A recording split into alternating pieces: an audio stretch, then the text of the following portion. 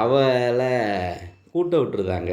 அப்போ மாமியா, மருமகளை கல்லால் உட்கார வைக்கிற, என் மகளை கூட்டி பெருக்க விட்ற அப்படின்னு இப்படியே சண்டை ஆரம்பிச்சிருதுங்க. அடுத்து பொண்ணு வீட்டு பக்கம் இருந்து ஒரு பிரச்சனை வரும்ல, பொண்ணு போய் சொல்லும்ல இப்படின்னு சொன்ன உடனே தான் அந்த பிரச்சனை வந்து 3 மாதம் பேசாமல் இருக்காங்க. அதுக்கப்புறம் அவங்க எப்படி சேர்றாங்க, இந்த சொந்த பந்தங்கள் எல்லாம் இந்த பிரச்சனையை எப்படியெல்லாம் கோர்த்து கொண்டு போகிறாங்க அப்படிங்கிறதாங்க இந்த படத்தோட கதை.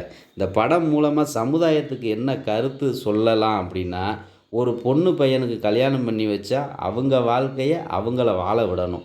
அதை விட்டுட்டு அவங்க வாழ்க்கைக்குள்ளே நம்ம மூக்கை போய் நுழைச்சி நம்மளும் அவங்க சந்தோஷத்தை நம்ம அதிகப்படுத்துகிறதா நினச்சி அதை நம்ம கெடுத்துடக்கூடாதுங்க.